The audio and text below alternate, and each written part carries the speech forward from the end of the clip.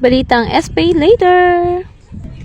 Hi guys! For today's video, it's me, your Ate Jen, ang inyong Ate Jen na Palangarang Vlogger. So, for today's video nga pala mga ka-idol ay sa lahat po ng mga gustong magpa-trade sa akin,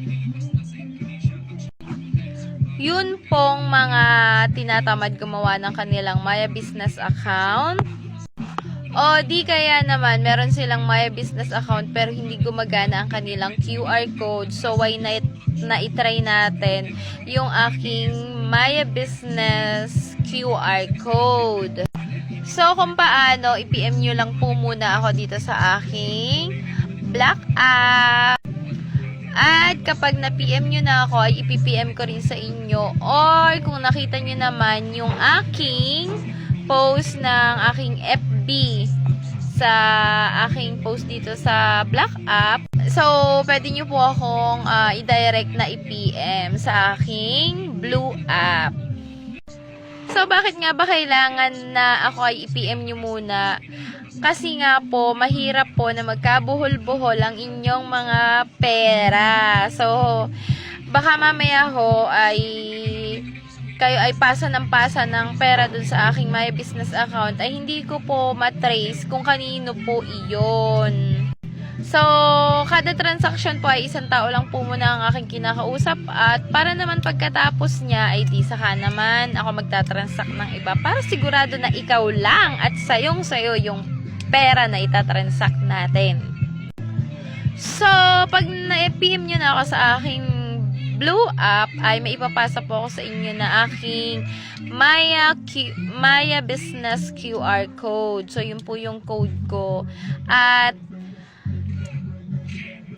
so, ito po yung aking example ng QR code na ipapasa sa inyo. So, bakit nga ba hindi ko pinangangalandakan ng aking QR code? Kasi nga mga mi, baka mamaya sabihin nyo, mag-PM kayo sa akin na may isend kayo na pera, tapos wala naman kayong sinesend. Ano namang isesend ko sa'yo, diba? Huwag naman ganon. Tutulungan na nga kita sa murang halaga na nga lang yung pagtatransact, tapos gaganunin mo pa ako, diba? Huwag naman ganon.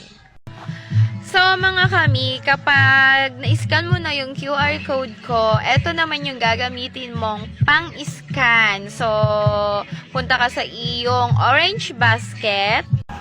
So, remind ko lang po mga ka-idol na iyan po ang inyong gagamitin na pang-scan sa aking QR code. Bakit po?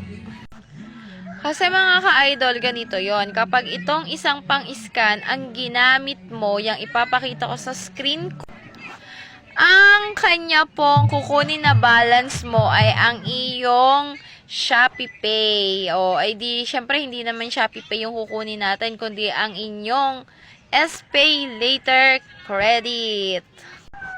So, ayan po. Ang gagamitin mo pang scan ay yung itinuro ko po sa inyo para po ma-direct po kayo sa pagka-cash out ng inyong SPay Later into cash.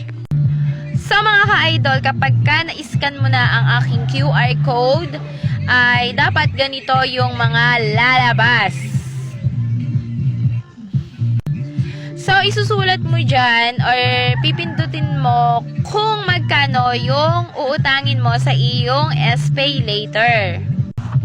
At pagkatapos po nun, kailangan ito yung lalabas sa screen mo kapag in-next mo na. Kapag ganito po ang lumabas, kung ilang buwan mo babayaran ang iyong inutang sa iyong SPay Later, ibig sabihin po noon ay magkasundo ang aking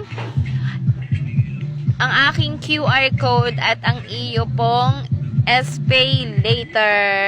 So, ang susunod mong gagawin dyan ay in-next mo lang para pumasok ang iyong pera sa aking Maya Business account. At pagkatapos noon, saka mo lang ako i-PM at sabihin mo sa akin kung magkano yung iyong ipinasok. Siyempre, samahan mo na rin ng screenshot. Paano naman ako maniniwala, diba? So, kapag hindi ka nagsend sa akin ng screenshot, hindi ko rin sa'yo isasend yung pera na isasend ko rin sa iyong iyong Cash G or sa iyong PayMaya personal account or sa iyong kahit saan mang bangko na kapartner ng ating My Business account. So, ayun lang. Sana ay magkasundo ang ating QR code.